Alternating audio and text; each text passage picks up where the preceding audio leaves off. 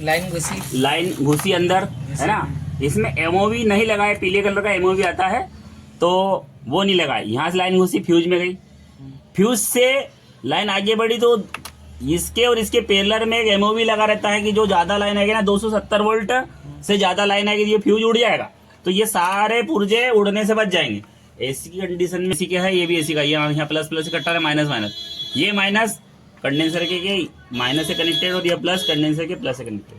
ये कंडेंसर का प्लस इस ट्रांसफार्मर में भी जा रहा है और इस ट्रांसफार्मर में भी जा रहा है। यहाँ दो पावर सप्लाई बनी है, ठीक है। कितनी सप्लाई बनी है? दो पावर सप्लाई बनी है ना। तो ये ट्रांसफार्मर तो 12 वोल्ट बनाता है ना। ये ट्रांसफार्मर 12 वोल्ट बनाता है, ये 12 वोल्ट यहाँ जाते हैं, है ना।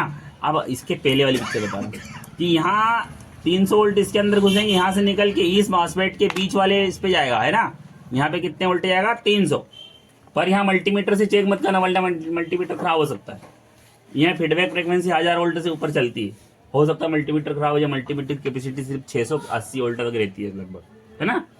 ये रहता है ग्राउंड से कनेक्टेड, ये इसको बोलते हैं सोर्स। सोर्स मतलब स्रोत, मतलब जहां से कोई चीज आती है, सोर्स। अब ये यहाँ 300 वोल्ट है, यहाँ ग्राउंड है, तो ये है ना, जब यहाँ पे प्लस सिग्नल आएगा ना तो ये इससे स्विचिंग होती है। स्विचिंग मतलब स्विच चालू होता है ना।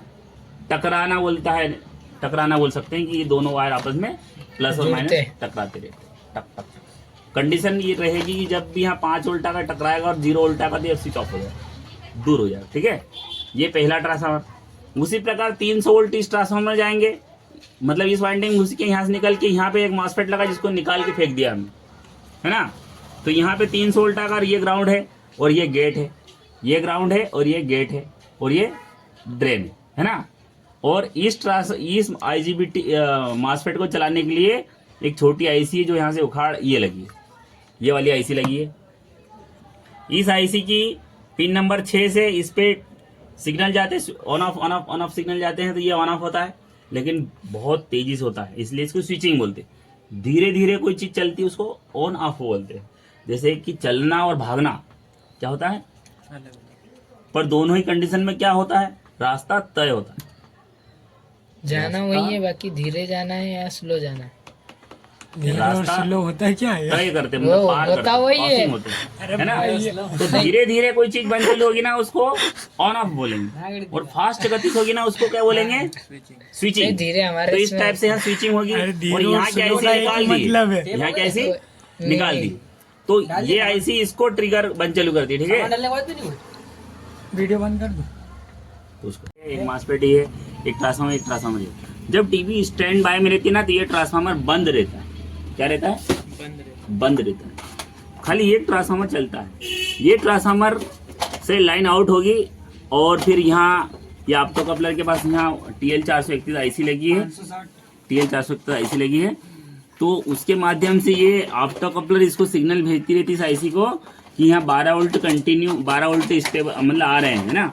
12 वोल्ट जैसे बढ़ेगा इसको ज्यादा ऑन करेगा तो ये ऑफ हो जाएगा, ये ऑन होगा तो ये आईसी ऑफ होगी, ये ऑन होगा तो ये आईसी ऑफ होगी। यानी ये ऑन होने से इसके बीच में ऑप्टो कपलर के बीच में शॉर्टिंग बढ़ती है, ऑप्टो कपलर के बीच में शॉर्टिंग बढ़ती है, ठीक है। तो ये ऑन ऑफ होता रहेगा, है ना। अब यहाँ पे 2 ऑप्टो कपलर लेंगे, एक ऑप्टो कपलर ये है, एक ऑप्टो कपलर है, एक ऑप्टो कपलर और है जो कि ये है। अब है ना, अभी वर्तमान में एक ऑप्टो कपलर ऑन रहती है जब टीवी स्टैंड बाय यानी कि स्विच ऑफ रहता है ना। जैसे स्विच ऑन करके दूसरी ऑप्टो कपलर ऑन होती है और यहाँ पे 18 वोल्ट आ रहे हैं, यहाँ से 18 वोल्ट इस आईसी में जा रहा है और एक ब्रेक लगाया है इस आईसी को जाने से रोक, इस आईसी में 18 वोल्ट जाने से रोक दिया। कब? जब टीवी ऑफ करते हैं ना तो ये ऑप्टो कपलर एक ट्रांजिस्टर के माध्यम से इस आईसी में 18 वोल्ट नहीं जाने देती, ठीक है। जब इस आईसी को 18 वोल्ट नहीं मिलेगा, जब इस आईसी को 18 वोल्ट नहीं मिलेगा ना ये आईसी चलेगी नहीं, ठीक है। जैसे ऑन करेंगे ऑप्टो कपलर ऑन हो जाएगी और इस आईसी को 18 वोल्ट मिलने लग जाएगा। जब इस आईसी को 18 वोल्ट मिलने लग जाएगा ना तब क्या होगा मालूम है, ये मॉसफेट चालू हो जाएगा और इस ट्रांसफार्मर को चालू कर देगा। और जैसे ये ट्रांसफार्मर चालू होगा तो यहाँ 24 volt stable, 24 volt stable, 40 volt stable या 50 वोल्ट स्टेबल वोल्टेज यहाँ बनने लगेंगी। उसको नापेगा कौन? ये वाली ऑप्टो कपलर उस वोल्टेज को कंस्टेंट मतलब फिक्स, किसी भी वोल्टेज पे फिक्स कर देती है ना, और ये फिक्स वोल्टेज इस टाइप से देती रहती है। अभी अपनी टीवी चालू हो गई, ठीक है, अभी अपनी टीवी चालू हो गई। इस वीडियो को 10 बार देखना तो तुम्हें बहुत कुछ सीखने को मिलेगा। अब क्या है कि टीवी चालू हो गई, बहुत समय लग जाता है। अब ये ना आउटपुट हिस्से के बारे में बता रहा हूँ। जैसे यहाँ से वोल्टेज निकलने जाएगा, डायोड के पीछे जाएगा, डायोड के पीछे से करंट इस दिशा में आएगा और यहाँ से फिल्टर होके इस फिल्टर कंडेंसर में जाएगा और यहाँ वोल्टेज आउटपुट होने लग जाएंगे ना। अब 12 वोल्ट के बाद यहाँ पे 5 वोल्ट, 3.3, 1.8, 1 और 1 वोल्ट, 1 2 3 1 2 3 4 1 2 3 4 1 2 3 4, समझ गया? ये चारों रेगुलेटर है। ये डायरेक्ट रेगुलेटर है ना, ये एम्पियर कम देती है, और ये कॉइल लगी रहती है ना, ये कॉइलें ज़्यादा मतलब करंट देती है, इसमें कम करंट पास होता है, करंट मतलब ताकत कम गुजरती है ना। अब क्या है, जैसे टीवी ऑन करेंगे ना तो ये LVDS कनेक्टर है, तो यहाँ पे जो सफाइट कलर का निशान है ना, तो जैसे टीवी ऑन होगी यहाँ 12 वोल्ट आने लग जाएगा, और ऑफ करने पर 12 वोल्ट बंद होता है। ऑन करने पर 12 वोल्ट आएगा, ऑफ करने पर 12 वोल्ट नहीं आएगा। अगर ऑन ऑफ ऐसा हो रहा है तो इसका मतलब ये बोर्ड चालू है, अगर नहीं हो रहा है तो बंद है। ये वाईफाई का है सिस्टम, ये USB है, ये भी USB है, और यहाँ रैम क्या बोलते हैं, चिप लगेगी, चिप वाला, और ये हेडफोन का है, ये ऑडियो वीडियो है, और ये ट्यूनर है, ओल्ड मॉडल चलता था, ये HDMI है ना, ये कंप्यूटर पोर्ट है। इसका नाम क्या है योगेश? इसको क्या बोलते हैं? इसको VGA केबल बोलते हैं। ये भी ऑडियो वीडियो है, ये नेट केबल का है, ठीक है। अब क्या है कि आपको करना क्या है, ये वाली कॉइल में यहाँ वोल्टेज नहीं बने, है ना, या इस वाली कॉइल में वोल्टेज नहीं बने, या इस वाली कॉइल में वोल्टेज नहीं बने, 5 वोल्ट नहीं बने, 3.3 नहीं बने, 1.8 नहीं बने, 1 वोल्ट नहीं बने, है ना, नहीं बने ना, तो क्या करना, सबसे पहले